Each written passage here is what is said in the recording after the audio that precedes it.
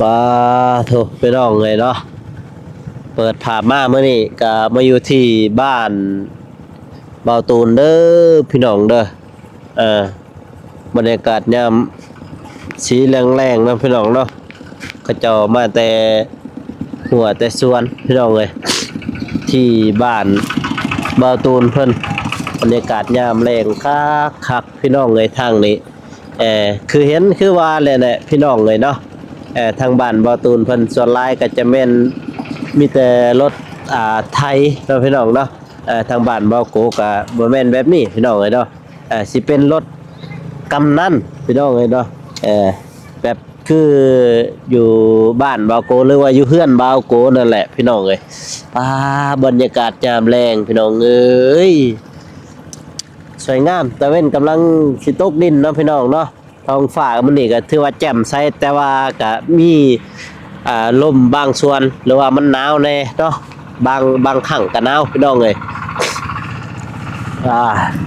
ก็ทางบาโกก็เป็นวัดพี่น้องเอ้ยเนาะวัดนี่วัดก็บ่ช่วงบ่เช้านั่นแหละป้ายเขานี่ป้ายบ้านเขาเจ้าเอิ้นว่าบ้านห้วยดำไม้เนาะพี่น้องเนาะซึ่ง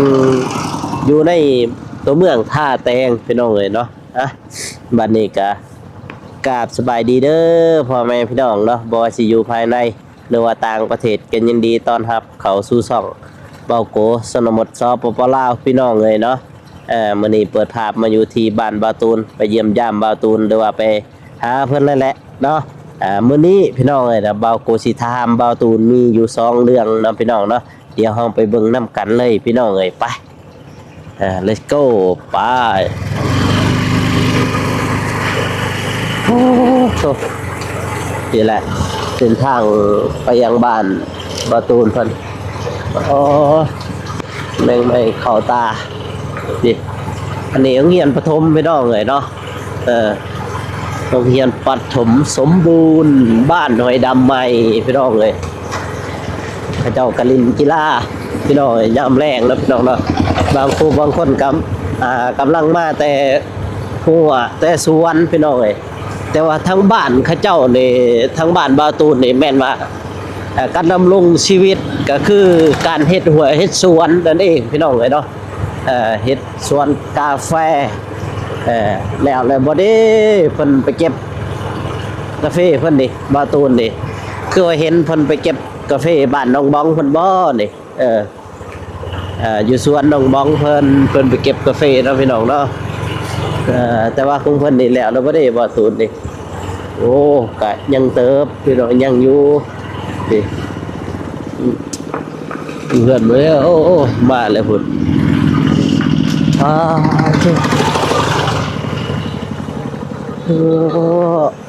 ชา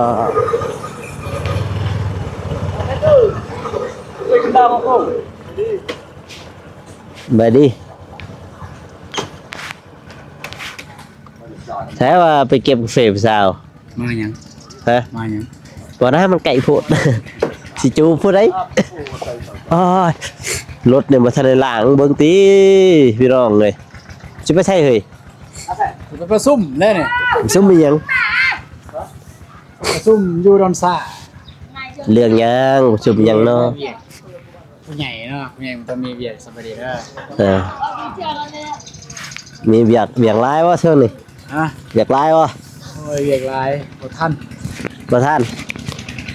เลยเบียร์ลายคือจะมาเห็นไปเก็บกาแฟน้องบ้องคนบ่มาแล้วเด้มาเลยมาแต่ส่วนแต่จักโลเฮ้ยประมาณไม่ได้เก็บจากโลเลย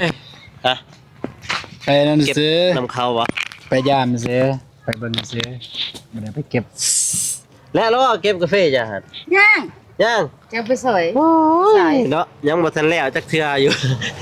เดี๋ยวแม่แกะแหละเด้คือบ่เอาลูกไผ่มาเก็บน้ำเหมือนเนี่ยคือบ่เอาลูกไผ่จะมาเก็บน้ำน้องบ้องหันเอาน้องบ้องมาเก็บน้ำ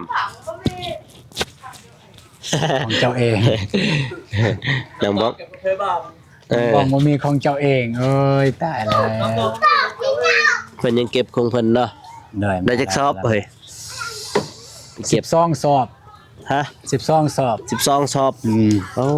ก็ถือว่าได้หลายเติบได้ซั่นน่ะ คนหลายคนได้12สอบอันนี้ สนุมบ่ แม่น26คน 26คนพุ่น แม่น บ่แสบใจเนี่ยเนาะบ่ได้ไปเก็บซอย อันนี้ก็ตอนแรกว่าสิได้บ่ได้ไปแล้ว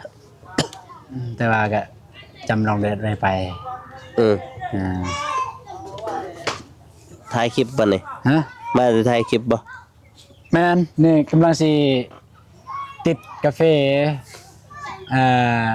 ป้ามาเก็บซอยแต่ว่าบ่ให้เพิ่นซอยสิติดเบิ่งว่าจากโล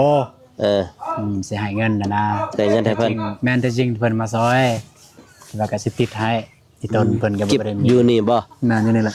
เห็นประกาศหาอยู่หาคนเก็บอยู่ได้อยู่บ่ล่ะ ประกาศ5โล 4,000 มีเพิ่นมาจากคนเลย บ่มีบ่ โอ้ อันนั้นเอาไอ้นั่นเด้อีดีอันนี้ร้านค้า ดิ มา มาบ่ มา ก็ไปเบิ่งกาแฟตัวจริงมันสิเก็บบ่สำนั้น เก็บกาแฟตัวอยู่หั่นบ่ แม่น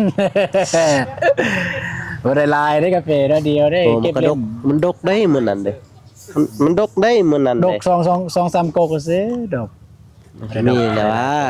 เห็นมันดกอยู่เบื้องนั้นนี่แคมทางนี่ก็ดกเบื้องพุ่นเด้เขาเก็บบ่ละบ่เบื้องหลุมหั่น เก็บอยู่ในยังอยู่ในแล้วอยู่นอกนี่เก็บเบิดแล้ว เออ ยังอยู่ในนี่แหละ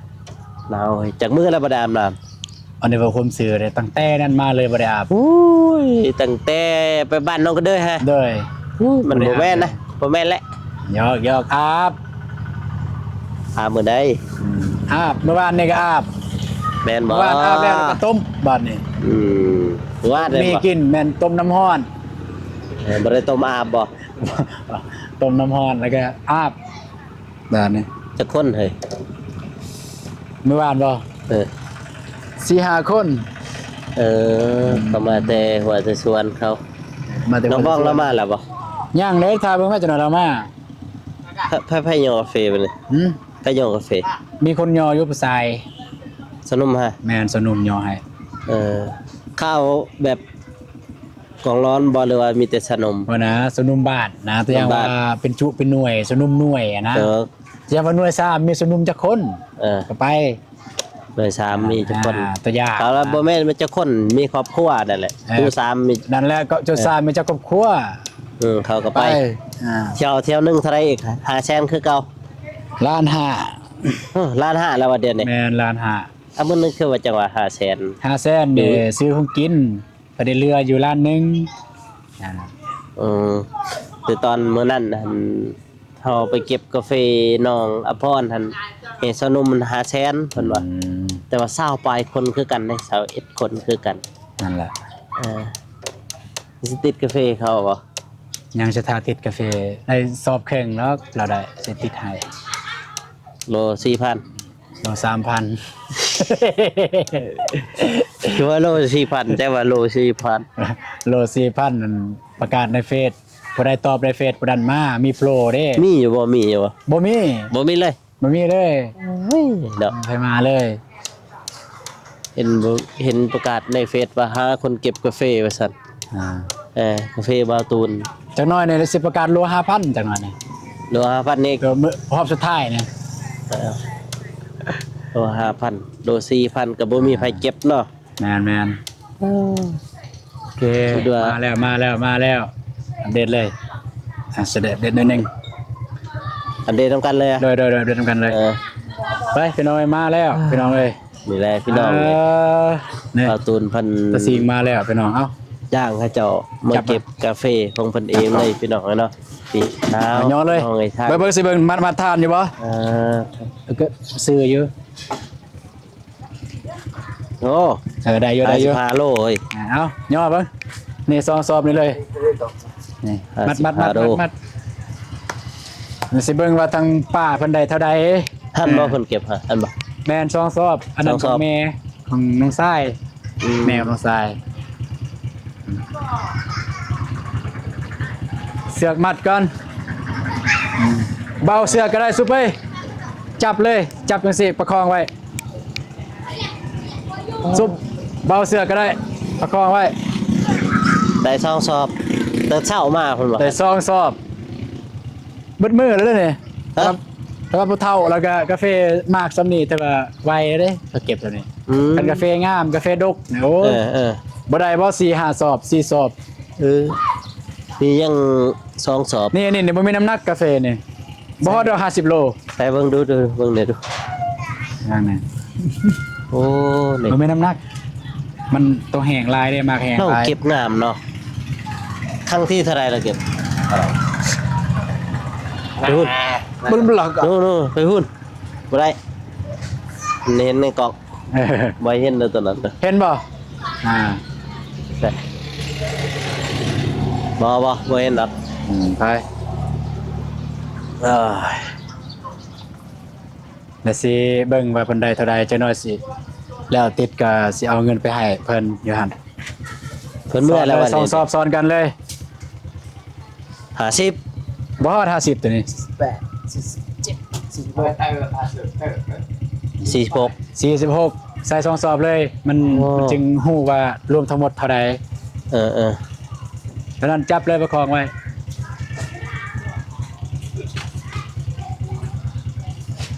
ปะ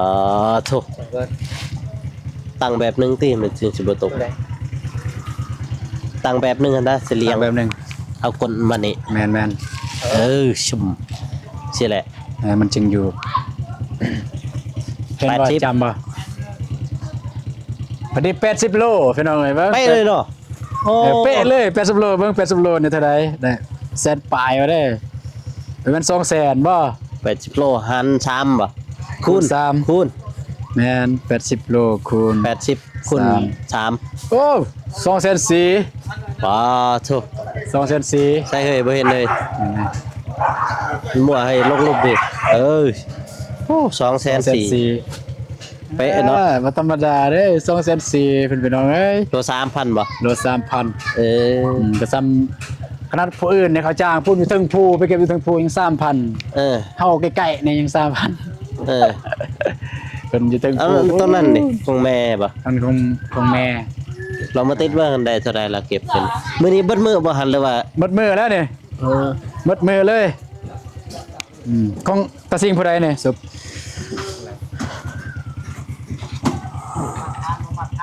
ปาดเบาโก58 โลเบาโก อัน เบิ่ง 18เห็นบ่ นี่ เนี่ยเครื่องอยู่กับกระเป๋า เห็นบ่ 58 มีเครื่องแน่ มี ไหนก็เลย อันนั้นกล่องแน่ประตูตูนจักโลกี่ตุดลืม 44 โล 45นี่บ่ตูนนี่55 โล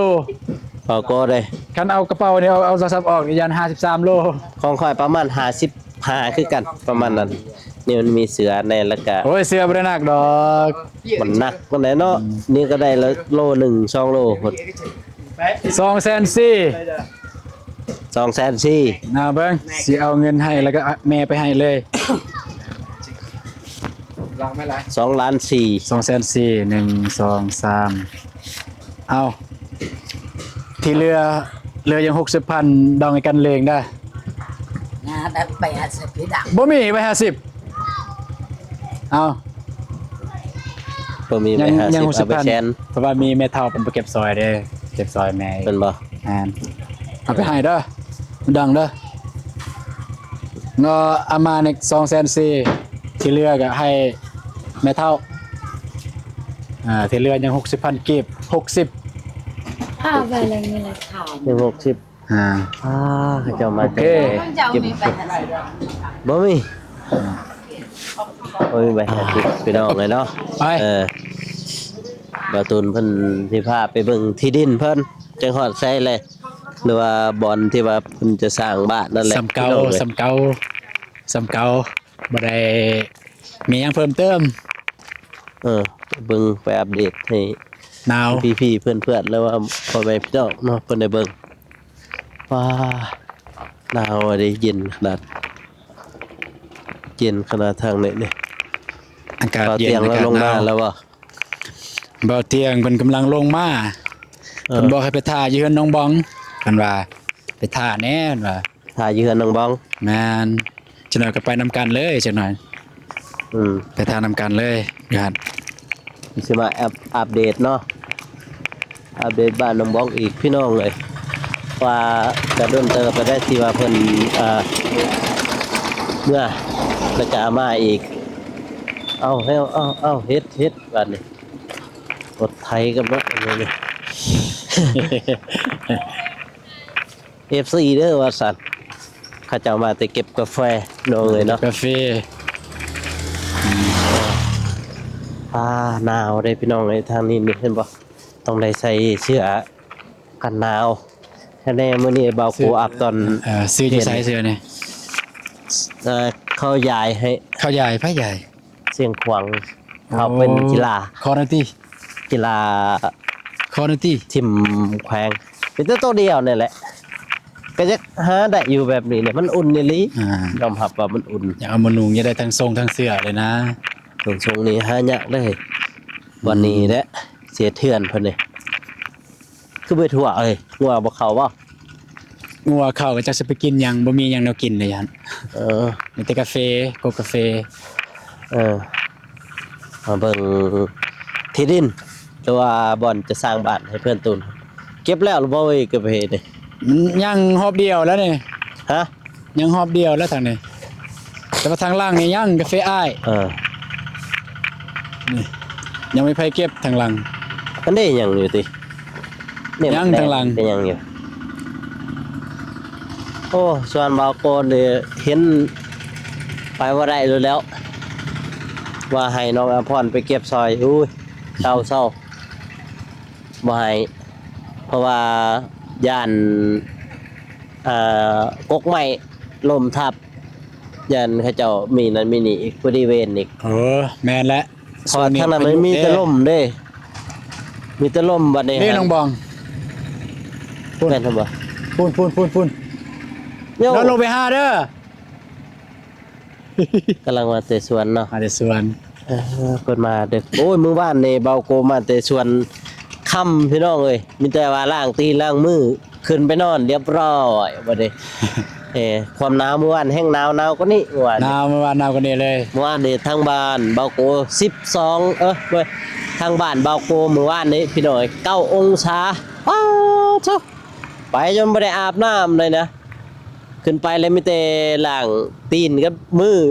ไปนอนเลย คดจะเกาะอยู่ผ้าห่มบัดแล้วอุ่นๆแน่แล้วก็จึงลุกมากินข้าวเพอเมื่อวานบ่มีไผอยู่เพื่อนเด้พอเพิ่นก็ไปปักเซเพิ่นเอารถไปบาโกก็เอารถอีห้างนั่นแหละไปขึ้นภูนะ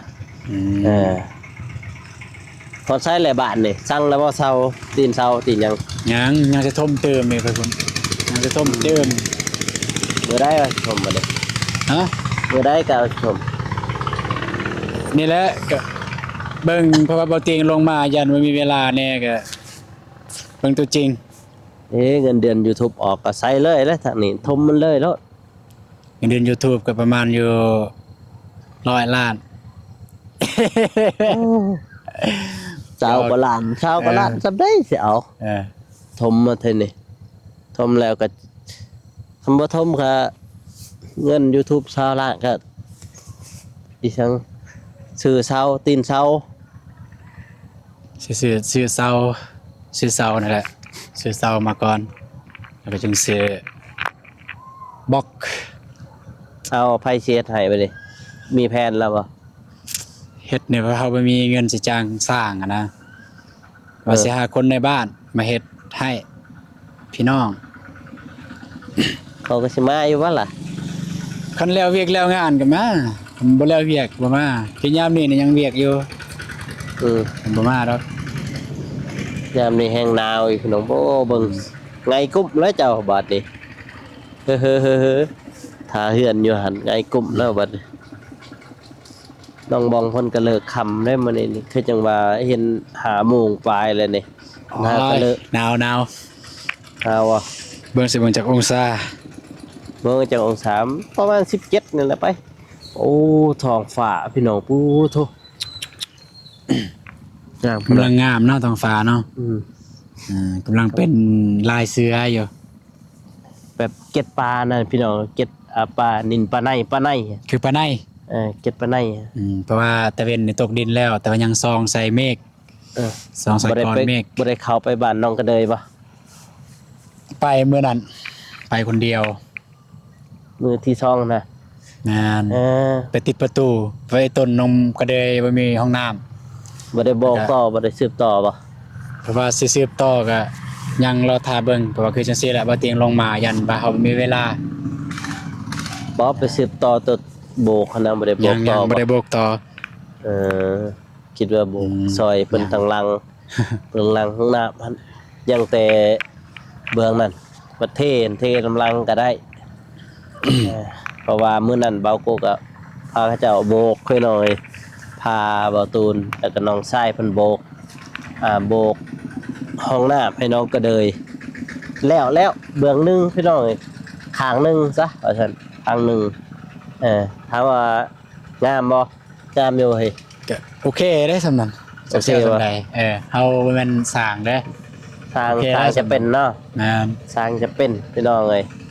เบาโกกับบอกตามเป็นนั่นแหละแบบคือเห็นนั่นแหละพี่น้องในคลิปในหยังนั่นแหละนี่ก็ยังบ่ทันได้เบิ่งไปบ่ทันไปเบิ่งสีมือตัวเองจะเป็นแนวใด จะงามหรือบ่งามเพราะว่ามือต่อมาพอเรา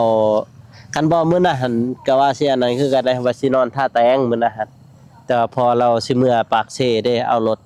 คันนี้เมื่อนี่ก็เลยเมื่อทรง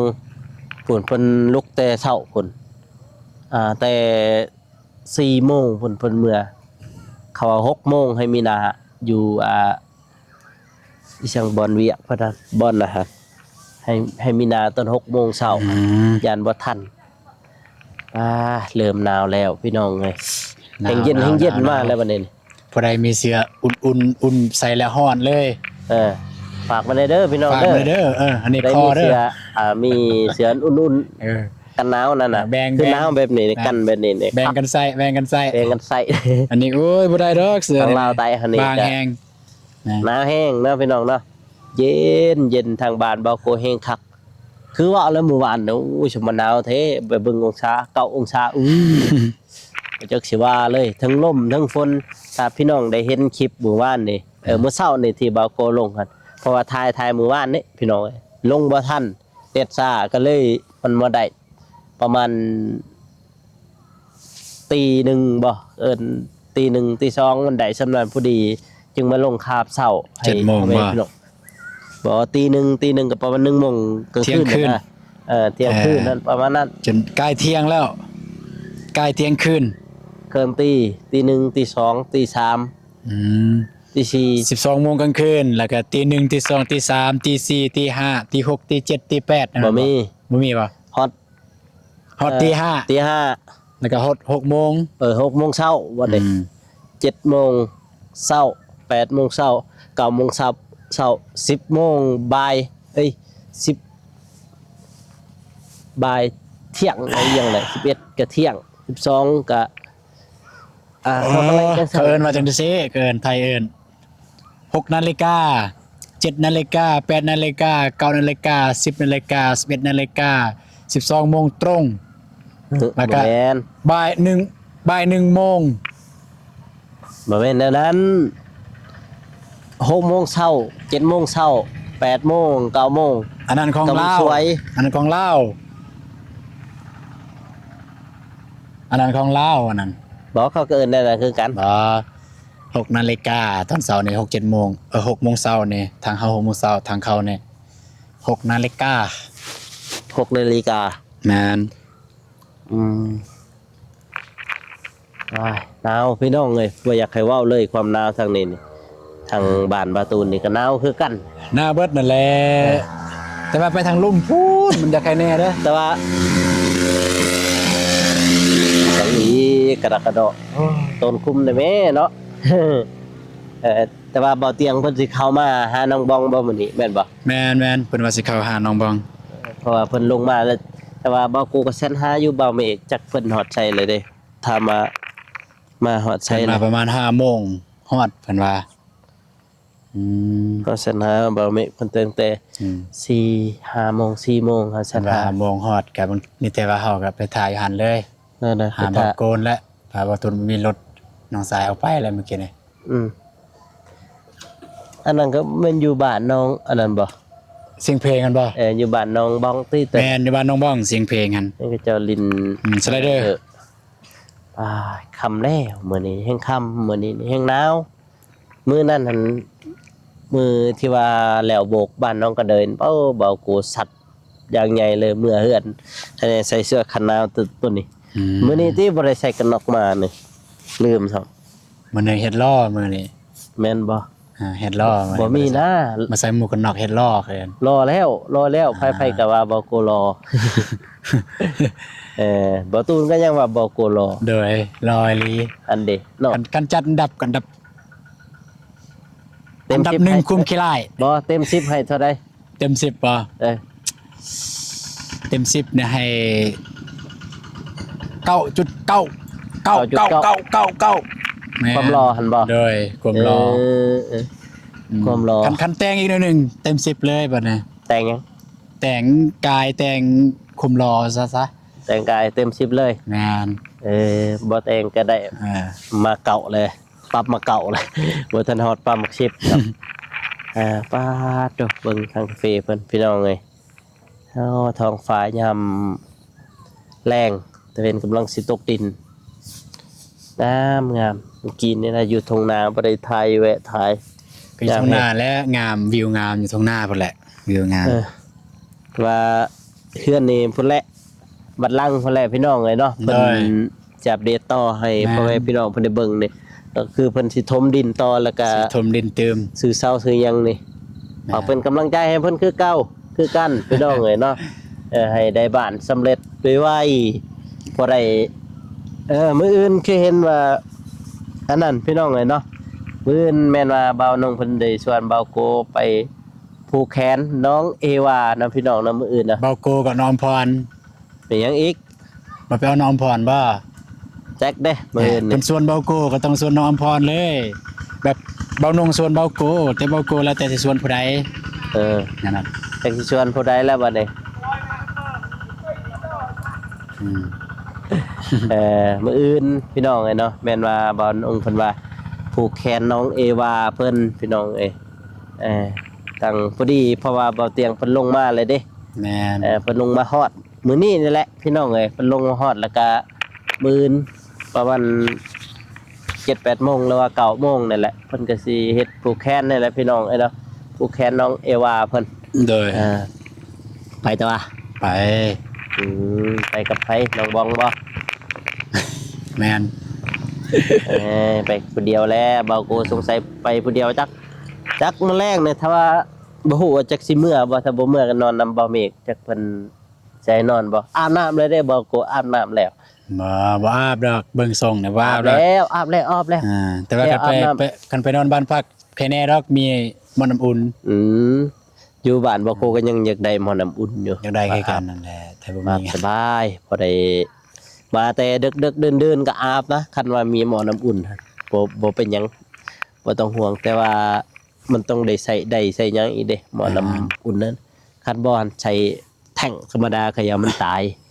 เห็นทางบ้านเอาน้องเพิ่นว่าตัวเองใส่ตอนนั้นมันตายคือกัน คันบ่มีหยังก็ ได้มันเด้โอมหั่นน่ะ ได้โปมจากแท่งบ่ บ่เฮาต้องได้ใส่ได้มันได้เข้าไปหาหม้อน้ำร้อนมันจึงแห้งเด้คันบ่แห้งบ่ได้ คันบ่แห้งมันตายเนาะ มันตายไว้เขายิงเขาเจ้าว่าเห็นพระเอานงรักแล้วว่า แม่นก็สิแม่นแหละเฮาต้องใส่ใดคืออยู่น้องเป็ดคือกันอยู่น้องเป็ดมีใดเด้มีใด มันต้องมีได้แล้วคันบ่มี ได้โปร ยันมันตายไว้หั่นนะ เพราะว่ามันบ่แห้ง เพไว้แม่นมันบ่แห้งมันสิเพไว้เห็นบ่เขาเจ้าใส่มีแต่น้ำประปาน่ะไปใจน้ำ บ่ ประปา คันน้ำสูงบ่คันแท่งสูงก็บ่เป็นหยัง แม่นบ่ แท่งสูงว่ามันไหลแห้งเด้ เออ คันแท่งต่ำน่ะบ่ได้ แล้วนี่ก็ไปเนาะเฮือนน้องบ้องเนาะ เด้อ พี่น้องเนาะแล้วนี่ก็สิได้ไปเจอกันอยู่ที่บ้านน้องบ้องพุ่นแหละพี่น้องไปอัปเดตข่าวสารให้พ่อแม่พี่น้องเพิ่นได้เบิ่งนะพี่น้องเนาะเพราะว่ามื้อนี้บ่าวเตียงเพิ่นสิเข้ามาหาน้องบ้องเพิ่นเนาะพี่น้องเนาะเพราะว่าเพิ่นมาฮอดมื้อนี้แหละพี่น้องเอ้ยเนาะแต่ว่าบ่ฮู้ว่าจักโมงเนาะ ทางเบาโกกับเบาตูนกับสิได้จบคลิปเด้อพ่อแม่พี่น้องเนาะก็อย่าลืมฝากกดไลค์กดติดตามเพื่อเป็นกำลังใจให้เบาโกเฮ็ดคลิปต่อๆไปเนี่ยเด้อพ่อแม่พี่น้องเนาะสำหรับคลิปนี้เบาโกสิขอตัวลาไปก่อนพี่น้องแล้วเจอกันอีพีหน้าหรือว่าคลิปหน้าพี่น้องเนาะสำหรับคลิปนี้ขอกล่าวเข้ามาสบายดีพี่น้องแล้วเจอกันอีพีหน้าเนาะบ๊ายบาย